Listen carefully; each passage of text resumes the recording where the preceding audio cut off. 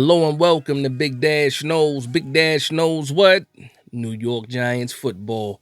Let's go. First things first, Jameis Winston, signed, sealed, and delivered. We got the picture. I'm going to go ahead and throw it up.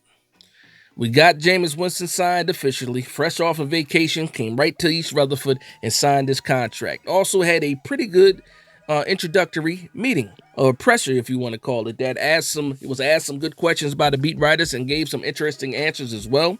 And for me, I'm fine with it. He said all of the right things. They talked about QB competition, or what the role was going to be, or how it was expressed to him what his role was going to be, and he kept it honest. He said that the New York Giants said that I would have the opportunity to compete for the quarterback position. Now, we already know that he'd agreed to terms before we signed Russell Wilson.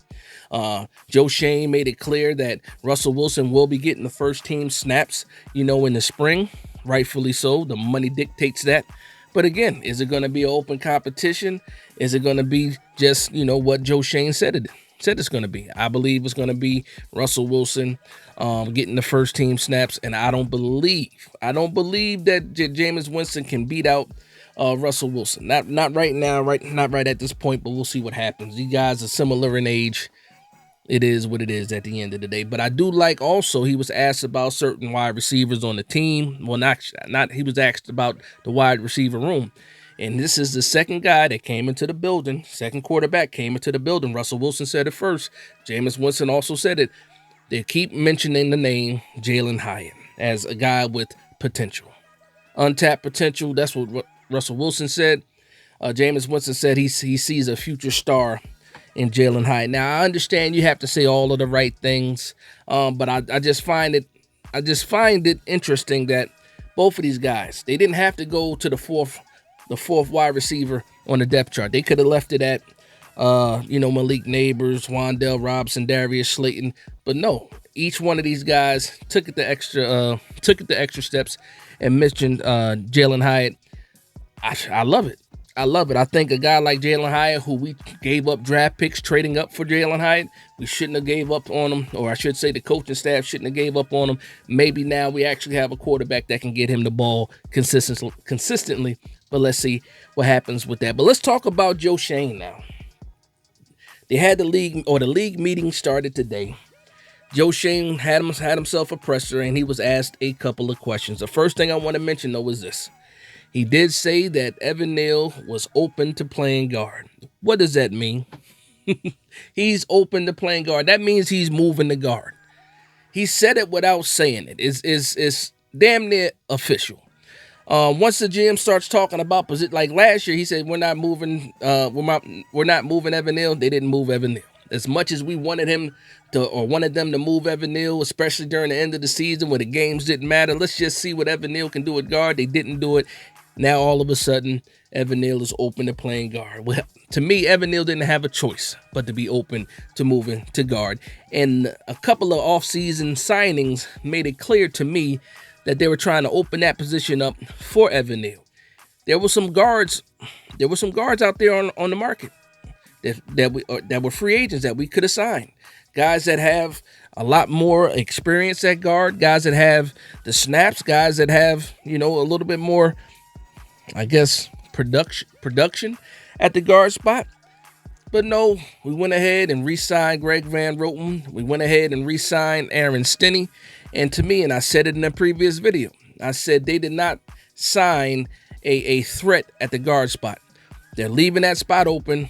Not really open, but they're leaving that competition for Evan Neal. It's Evan Neal's job to lose, and the guys that they put, in the battle with him, Van Roten's 37 years old. Stinney, I don't know how old he is, but he's making vet minimum.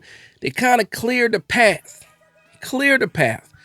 for Evan Neal to be the guard, whether that's on the right side or left side. They made a path for him to be the guard this year moving forward. I don't blame them for doing it. But you always want to add competition, because we didn't give him any competition at the right tackle spot until last year with the Luminor, and we only did that because he was coming back off of an injury.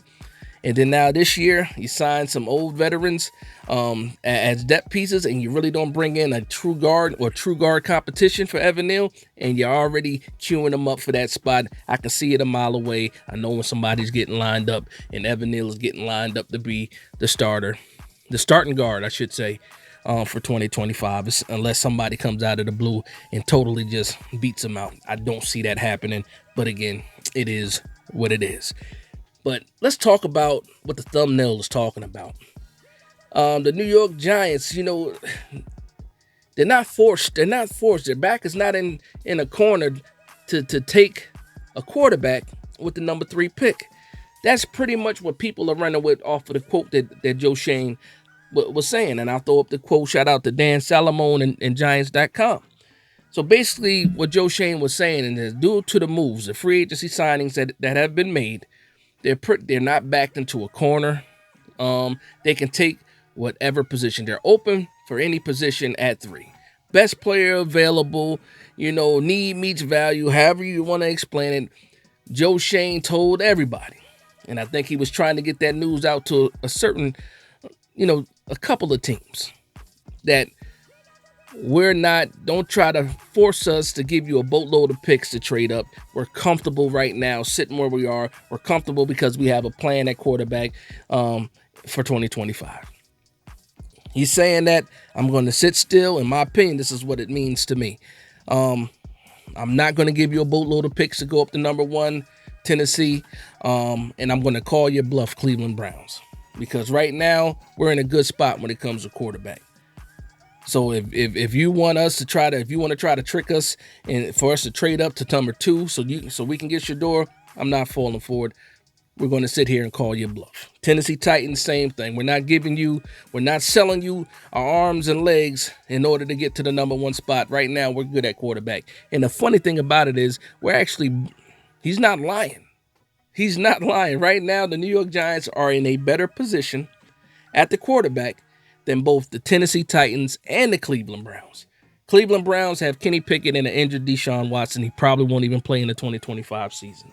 The Tennessee Titans have Will Levis, and I don't even know who else is on the team. Mason Rudolph went back to the Pittsburgh Steelers. So, yeah, Joe Schoen can say exactly what he said. There's no pressure on the New York Giants right now to move up. Why? Because we have Russell Wilson and Jameis Winston here. We're in a better quarterback position. We're not going to be forced. Our back is not going to be against the wall. You're not going to force us to do anything we don't want to do. Now, I'll tell you what the fan base did with that information. See, I told you the Giants are not going to take Shador Sanders. Everything is, and it's my fault too, everything revolves around Shador Sanders, Travis Hunter, Abdul Carter. That's all the fan base is talking about right now. Those are the only 3 picks that any of the fan base is talking about. You got some people that want Abdul Carter. They think he's going to be a can't miss Micah Parsons. Then you have Travis Hunter, who people believe is the best thing since Deion Sanders, playing on both sides of the ball, highly talented, the most talented player in the draft, BPA, Travis Hunter. Then you have Shador Sanders, where a lot of Giants fans don't feel like he's worth the 3rd pick. But you got a team in front of you willing to take him as well.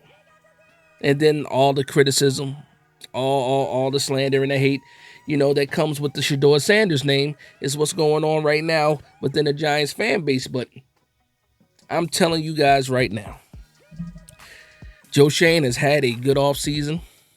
Good to great offseason, I should say, addressing a lot of positions, getting some young talent in the building on decent contracts, spending a lot of money, even though right now we're actually negative as far as cap space goes, negative $4.5 million, but I'll get to that in a second. But we're in a position to sit back and see what happens. We got the draft is a couple of weeks away. The New York Giants don't have the stress of having to be forced to move up, or we don't have a quarterback at all, which 2 weeks ago, that was a scenario. It was Tommy DeVito and nobody else. And yes, I was in panic mode. We got Winston, we got Wilson. I can sit back and relax a little bit, but it doesn't change the purpose. I still need the quarterback of the future. 2025 might be set right now with these guys, but to me, it's not just about 2025. It's about 2026 and beyond. Shout out to Buzz Lightyear. But man, a couple of weeks away. I know everybody's excited. Everybody is arguing. The energy is up in the building. The energy is up in the fan base. And it seems like a lot of these moves that happened this season are grade A moves, in my opinion. In my opinion. So I'm going to leave that alone. I'm going to talk about this cap space really, really briefly. According to Over the Cap, the New York Giants have negative $4.5 million in cap space right now. Negative $4.5 million. What does that mean? We still have a rookie class to sign. We still need to have money for in-season moves as well. That means there's going to be some contracts getting touched, restructured, and there might be some players that get cut, waived, or whatever, but there's going to be some changes to some contracts happening shortly. It might happen before the draft. It might happen after the draft. You know, you have to have the cap settled before the season starts. So we do have some time, but I'm pretty sure they want to make these moves or make these contract restructures before you get into like OTAs, mini camp, and in training camp. Of course, you want to have these things settled, but it's not something that has to happen right away. But they have to happen. Negative $4.5 million. Contracts are going to be restructured. I'm thinking Andrew Thomas, Brian Burns for sure is probably going to be the first contract you touch. Could Bobby Okereke be a cap casualty? I can't remember if he got his bonus already, because if he did get his bonus already, it's probably not going to happen as far as him getting waived, but you might see a restructure to try to create some cap relief. But there's going to be some contracts touched. Is Graham Gano's contract going to be, terminated? You don't know. That's going to be the next thing that we keep our eyes out for. And that's the things that I'm going to be looking for. But but that's it. That's the update, man. I want to thank everybody for vibing with me. Please like, comment, and subscribe. And from one Giants fan to another, this is Big Dash Knows, Big Blue Nation. Let's go.